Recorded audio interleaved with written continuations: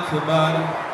Allahu akbar walillahil hamd.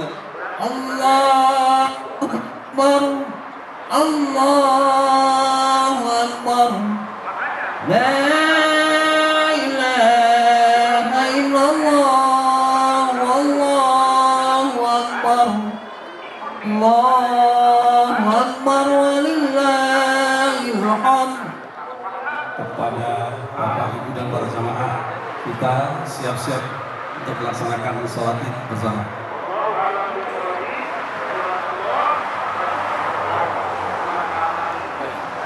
Pada jamaah yang masih bicara. Wa na'udzu billahi min syururi anfusina wa min sayyiati a'malina.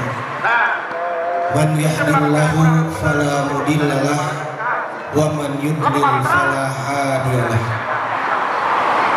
Asyhadu an la ilaha illallah wahdahu la syarikalah wa asyhadu anna Muhammadan abduhu wa rasuluhu alladzi la nabiyya ba'da amma ba'du. Faqala Allah ta'ala fil Qur'anil Karim, a'udzu billahi minasy syaithanir rajim. Innal ladzina amanu wa 'amilus sholihati ulaika hum khairul bariyah. Wa fi ayatil ukhra wala takunu kallati naqadat ghajlaha min ba'di quwwatin ankatha. Al-ayah. Aidin aidat rahimakumullah. Alhamdulillah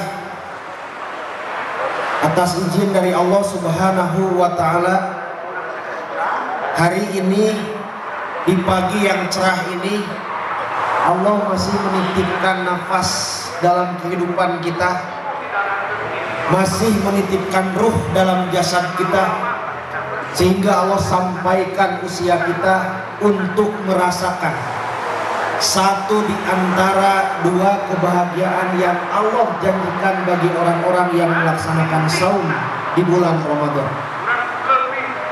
Sebab sebagaimana yang disampaikan oleh Rasulullah Muhammad SAW, lis-shaimi farhatani, farhatun inda fitrihi wa farhatun inda liqa'i rabbih. Allah menjanjikan dua kebahagiaan bagi mereka yang secara konsisten menjalankan rangkaian ibadah Ramadan, bukan saumnya saja, tetapi seluruh rangkaian ibadah Ramadan, malam dan siang hari, pagi ataupun petang hari. Maka kata Allah, Allah menyediakan dua kebahagiaan. Yang pertama, bahagia pada saat berbuka. Yang kedua, bahagia pada saat akan bertemu dengan Tuhannya, Allah Subhanahu wa ta'ala. Dan hari ini ikhwatu iman rahimakumullah, kita merasakan satu dari dua kebahagiaan yang sudah Allah janjikan, di mana kita disampaikan usia kita di hari raya Idul Fitri 1 Syawal 1445 Hijriah. Aidin aidat yang dimuliakan oleh Allah Subhanahu wa ta'ala, sebagaimana disampaikan oleh Imam Al-Ghazali yang mengambil dalam surah Az-Zumar, bahwa puncak dari syukur dan sabar yang dimiliki oleh manusia yang beriman tiada lain adalah dalam bentuk ketaatan. Sebab tidak ada syukur yang paling tinggi, tidak ada sabar yang paling tinggi tanpa berbatas, selain di dalamnya penuh dengan ketaatan, di mana kita berupaya menjalankan perintah Allah dan menjauhi berbagai larangan Allah secara konsisten. Tidak hanya selama bulan Ramadan, tetapi bagaimana kita menjaga, menghidupkan masa-masa Ramadan di bulan-bulan selanjutnya. Itulah ujian sesungguhnya bagi mereka yang beriman, memenuhi panggilan Allah untuk melaksanakan ibadah saum Ramadan. Maka aidin aidat yang dimuliakan oleh Allah Subhanahu wa ta'ala, ada perbedaan cara pandang antara mereka yang beriman dengan mereka yang tidak beriman. Ketika Allah menyeru dalam surah Al-Baqarah ayat 183, ya ayyuhalladzina amanu, wahai orang-orang yang beriman. Maka manusia beriman sudah men-setting pikirannya, men-setting perbuatannya, agar bagaimana pada saat dia memenuhi panggilan dari Allah untuk melaksanakan saum di bulan Ramadan, dia tidak hanya mendapatkan lapar dan dahaga saja, tetapi dia mendapatkan nilai-nilai yang substansial, nilai-nilai yang utama dari kemuliaan bulan Ramadan. Salah satunya cara pandang yang ditetapkan oleh manusia yang beriman, maka pada saat datangnya bulan Ramadan, mereka tidak terjebak pada ritus-ritus budaya yang hanya sekedar menampilkan cangkangnya saja, tetapi justru mereka menargetkan ibadah apa yang harus mereka laksanakan secara konsisten, agar dengan ibadah itu mampu membukakan pintu surga, mampu menutup pintu neraka, dan mampu membelenggu setan-setan dalam rangkaian pelaksanaan ibadah Ramadan. Sebab sebagaimana yang disampaikan oleh Rasulullah, idza jaa Ramadan, apabila datang bulan Ramadan, futihat abwabul jannah, Allah membukakan pintu-pintu surga. Wa ghuliqat abwabun nar, Allah menutup pintu-pintu neraka. Wa sufidat sayatin, dan Allah menutup pintu, dan Allah membelenggu setan-setan agar tidak menggoda manusia. Tapi justru pertanyaannya, amalan apa yang harus kita siapkan untuk menyambut bulan Ramadan, untuk merasakan nikmatnya kemuliaan bulan Ramadan, bahkan pasca Ramadan itu berakhir, agar dengan amalan yang kita lakukan kita mampu membukakan pintu surga, menutup pintu neraka, dan membelenggu setan-setan. Itulah cara pandang yang dimiliki oleh manusia yang beriman. Makanya pada saat dia menghadapi datangnya bulan Ramadan, dia menargetkan amalan-amalan terbaik yang harus dia lakukan selama bulan Ramadan, agar berdampak pasca bulan Ramadan itu berakhir. Maka ikhwatu iman rahimakumullah, kalau kita membaca rangkaian firman Allah dalam surah Al-Baqarah ayat 183 sampai 187, maka bisa kita kategorikan manusia yang beriman setidaknya menargetkan 4 hal pada saat dia menghadapi bulan Ramadan.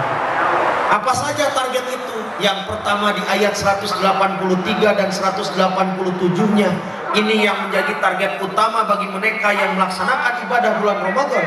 Maka di situ Allah menyatakan la'allakum tattaqun atau la'allahum yattaqun. Artinya bagaimana target yang harus kita laksanakan selama bulan Ramadan, mampu memproses diri kita menjadi pribadi yang bertakwa. Awas, untuk menjadi takwa perlu didikan, perlu proses yang sangat panjang. Takwa bukan sesuatu yang mendadak datang secara tiba-tiba dalam diri kita. Bahkan dalam prosesnya untuk menjadi takwa, kita tidak mampu hanya sekedar mengandalkan kekuatan pribadi, tetapi harus mampu juga membangun interaksi dengan yang lainnya, menciptakan lingkungan yang terbaik agar kita sampai menjadi pribadi yang la'allakum tattaqun. Dengan kata lain, ikhwatu iman rahimakumullah, menjadi takwa adalah proses didikan. Itu kenapa Ramadan disebut sebagai syahrut tarbiyah, bulan pendidikan. Sebab kita dididik dengan kurikulum kebaikan yang sangat lengkap, fasilitas yang sangat lengkap. Siang hari kita melaksanakan saum, malam hari kita menghabituasi untuk melaksanakan qiyamul Ramadan atau qiyamul lail, disertai dengan tadarus dan taklim yang berkepanjangan, disertai dengan infak sedekah, diakhiri dengan iktikaf dan menunaikan zakat. Semua adalah kurikulum yang sangat terbaik yang mampu membentuk diri kita untuk menjadi la'allakum tattaqun. Maka manusia yang beriman menargetkan yang pertama, bagaimana pribadinya menjadi pribadi yang bertakwa. Di ayat 184 Allah menyatakan target yang kedua yang harus dimiliki oleh mereka yang melaksanakan ibadah saum Ramadan. Kata Allah di akhir ayat itu, Allah menyatakan in kuntum ta'lamun, apabila engkau mengetahui. Maka secara maknawiyah kita bisa menyatakan bahwa target yang kedua dalam pelaksanaan ibadah Ramadan bukan hanya meningkatkan kualitas amal, tetapi juga amal harus didasari dengan ilmu yang terbaik. Maka yang kedua, target kita adalah bagaimana mengupgrade diri kita agar kita menjadi pribadi yang berilmu. Sebab dalam Islam, ilmu, amal, dan iman adalah 3 hal yang tidak bisa dipisahkan. Tiga hal yang saling melengkapi. Iman tanpa ilmu akan sesat. Ilmu tanpa iman akan sesat. Iman dan ilmu tanpa amal tidak akan mewujud jadi apa-apa. Maka yang kedua, ikhwati iman rahimakumullah, target kita dalam pelaksanaan Ramadan kemarin adalah bagaimana kita menjadi pribadi yang berilmu. Target yang ketiga di ayat 185-nya Allah menyatakan la'allakum tashkurun. Bagaimana dengan rangkaian ibadah Ramadan yang kita laksanakan mampu meningkatkan dimensi syukur yang ada dalam diri kita. Itu kenapa Ramadan juga disebut sebagai syahrul rahmah, bulan penuh kasih sayang.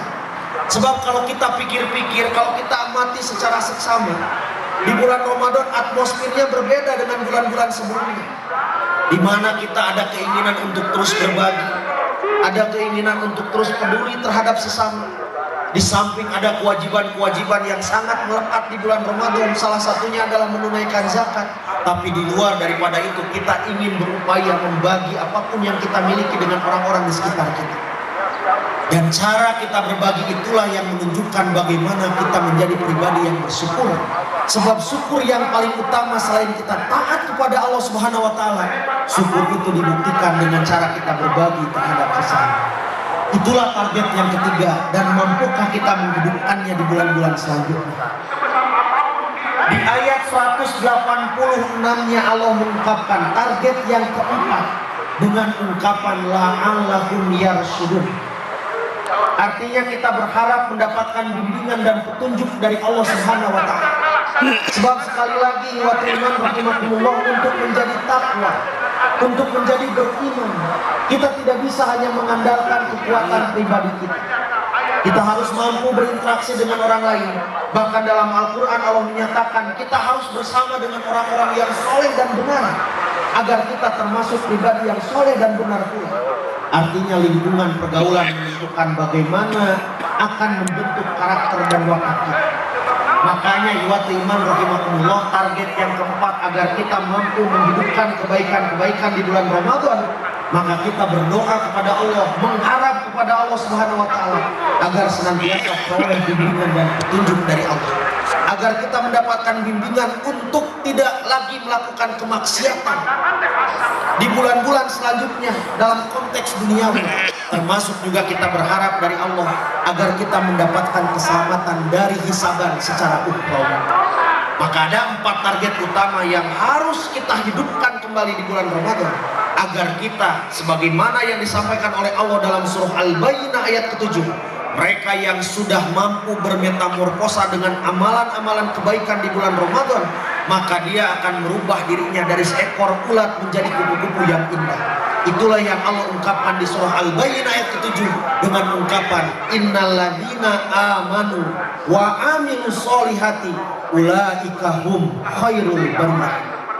Orang-orang yang beriman dan beramal soleh, dan dia konsisten menjalankan keimanan dan amal soleh itu, maka kata Allah mereka lah yang disebut sebagai ulaika hum khairul bariyah, sebaik-baik makhluk. Maka Ramadan dengan target-target yang jelas yang sudah Allah tetapkan dalam Al-Quran, yang harus kemudian kita amalkan dan wujudkan dalam kehidupan kita, itu akan membentuk pribadi kita menjadi ulaika hum khairul bariyah. Kenapa kita harus menjadi ulaika hum khairul bariyah? Sebab Allah sudah menjanjikan bagi mereka yang secara konsisten beriman kepada Allah, mendisiplinkan diri dengan amalan-amalan yang terbaik. Dia tidak melaksanakan amalan yang sifatnya musiman hanya di bulan Ramadan saja, tetapi dia berupaya menghidupkan amalan-amalan terbaik pada bulan-bulan selanjutnya. Maka kata Allah, orang yang demikian karena dia sudah menjadi khairul bariyah, Allah sudah menyediakan satu tempat yang disebut dengan maskanatun thayyibatun, tempat yang terbaik yang selama ini kita cita-citakan. Apa? Yakni surganya Allah Subhanahu wa taala. Makanya Allah memberikan pengkhususan ikhwati iman rahimakumullah bagi mereka yang secara konsisten disiplin menjalankan ibadah-ibadah di bulan Ramadan. Kalau kita merujuk dari berbagai keterangan yang disampaikan oleh Rasulullah melalui hadis-hadisnya, setidaknya ada 8 pintu khusus yang Allah sediakan bagi mereka yang konsisten menjalankan amalan agar kita bisa masuk ke surganya Allah Subhanahu wa taala. Satu dari delapan pintu itu Allah sediakan khusus bagi mereka yang saum di bulan Ramadan, yang kita sebut sebagai babul ar-royan. Ketujuhnya apa lagi? Pertama, Allah menyediakan pintu surga secara khusus bagi mereka yang ahli sholat, yang kemudian Rasulullah ungkapkan dengan bahasa babus. Yang kedua, Allah menyediakan pintu khusus bagi mereka yang ahli sedekah, babus sedekah.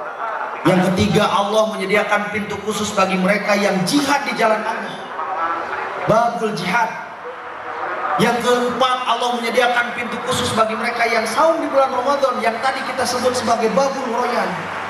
Yang kelima, Allah menyediakan pintu surga bagi mereka yang melaksanakan ibadah haji penuh dengan kesungguhan dan diterima hajinya, yang kemudian Rasulullah menyebutnya dengan babul haji. Yang keenam, ada pintu surga yang Allah sediakan bagi mereka yang amalannya sudah tidak perlu dihisap lagi karena sholatnya sudah sangat baik, yang kemudian Rasulullah ungkapkan dengan babul al-aiman. Yang ketujuh ini paling mudah tapi sulit untuk dipraktekkan, al-kadhiminal ghaid wal afina anin nas, pintu surga yang Allah sediakan bagi mereka yang pandai menahan amarah dan pandai memaafkan orang lain. Mudah tetapi sulit untuk dipraktekkan. Dan Ramadan mengajarkan kita untuk tidak sekedar menahan hawa, tidak sekedar menahan lapar dan dahaga saja, tetapi menahan hawa nafsu. Salah satunya adalah amarah. Makanya di hadis yang lain Rasulullah mengungkapkan, la tagdob walakal jannah.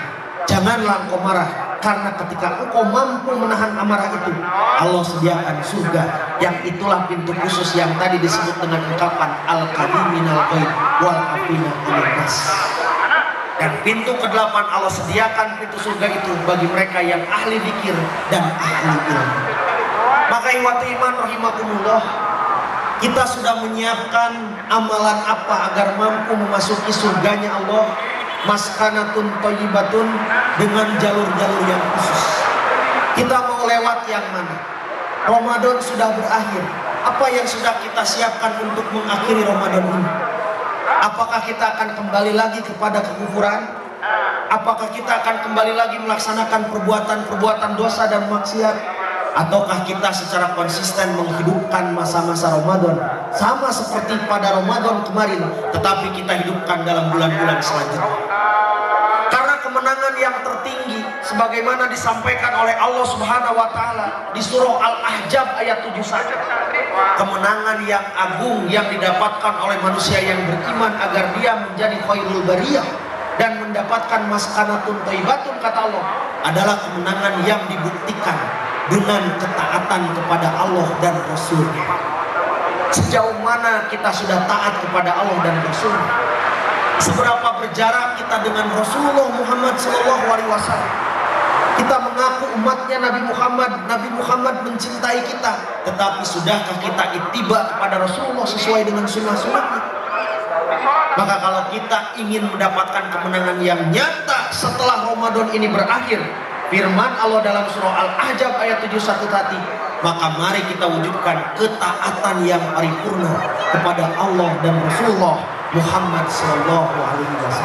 Itulah kemenangan yang agung yang Allah isyaratkan dalam Al-Quran di surah Al-Ahzab ayat 71. Sebab ikhwati iman rahimakumullah, kita khawatir kita hanya menjalankan amalan yang musiman, menjadi soleh pada saat Ramadan saja. Tidak sedikit yang seperti itu, merasa menjadi pribadi yang paling suci selama Ramadan saja, menjadi pribadi yang ahli sedekah selama Ramadan saja, menjadi pribadi yang ahli melaksanakan sholat malam hanya Ramadan saja. Makanya kenapa Ramadan disebut sebagai bulan habituasi, agar kita konsisten 30 hari atau 29 hari kita melaksanakan kebaikan itu, kita bawa kembali pada hari-hari selanjutnya. Itulah makna menjadi pribadi yang taat. Kita sedang memintal benang keimanan, agar dari benang keimanan ini menjadi kain ketaatan, sehingga dari kain ketaatan itu bisa kita jahit menjadi pakaian terindah, tiada lain selain pakaian ketakwaan. Dan Ramadan mengajarkan itu, bagaimana kita mampu memintal benang keimanan, menenun kain ketaatan, dan menjahit pakaian ketakwaan. Sebab Allah mengumpamakan orang yang sia-sia menjalankan Ramadannya, Di surah An-Nahl ayat 92 Allah menyatakan wala takunu kallatina qadat ghazlaha mim ba'di quwwatin angkatha. Janganlah engkau seumpama perempuan yang dia sudah memintal benang keimanan, tapi karena tidak kuat, tidak konsisten menjalankan amalan-amalan terbaik, maka akhirnya yang tadinya sudah dipintal benang-benang itu menjadi kain, bahkan menjadi pakaian. Dia robek dengan perilaku-perilaku yang merusak, dia robek dengan ketidaktaatan, sehingga pada akhirnya bercerai kembali. Apakah amalan Ramadan yang kita laksanakan seperti itu? Maka iwatu iman rahimakumullah, agar kita sekali lagi mendapatkan kemenangan yang agung, mari sama-sama kita taat kepada Allah Subhanahu wa Ta'ala, menjalankan berbagai perintahnya, menjauhi berbagai larangannya. Mari kita hidupkan bulan Ramadan pada bulan-bulan selanjutnya kepada Rasulullah SAW. Itulah makna kemenangan hakiki di hari raya Idul Fitri ini, adalah dalam bentuk ketaatan kepada Allah Subhanahu wa Ta'ala. Pakaian baru yang kita kenakan hari ini tidak ada apa-apanya kalau dalam hati kita tidak kita balut dengan pakaian ketakwaan. Untuk membuat pakaian ketakwaan harus dari kain-kain yang penuh dengan ketaatan. Untuk menjadi kain ketaatan harus dipintal dari benang-benang keimanan. Itulah ungkapan Allah ketika menyeru manusia yang beriman untuk secara disiplin menjalankan ibadah Ramadan agar mereka menjadi mukhlishina lahuddin. Itu saja iwatu iman rahimakumullah. Sekali lagi mudah-mudahan kita bagian dari mukhlishina lahuddin, dan sebagaimana yang disunnahkan oleh Rasulullah Muhammad SAW di hari raya Idul Fitri 1445 Hijriah ini, mari sama-sama kita saling mengikhlaskan diri, menyucikan diri kita dengan harta yang kita miliki, dengan amalan yang terbaik yang kita miliki, dengan silaturahmi terbaik yang kita miliki. Mari sama-sama kita saling menghapus dosa satu dengan yang lainnya, dan kita berharap kepada Allah dengan seraya berdoa, taqabbalallahu minna wa minkum. Semoga Allah menerima ibadah Ramadan yang kita laksanakan, ibadah kami dan kalian. Semoga Allah menerima ibadah Ramadan kita disertai dengan tujuan kita, dengan cita-cita kita, dengan rencana kita untuk menghidupkan masa-masa Ramadan di bulan-bulan selanjutnya. Sebab ketaatan itulah yang akan menyelamatkan kita menuju surganya Allah Subhanahu wa Ta'ala. Rabbana atina fid dunya hasanah wa fil akhirati hasanah wa qina adzabannar. Aqulu qouli hadza wa astaghfirullah li wa lakum. Wassalamu alaikum warahmatullahi wabarakatuh.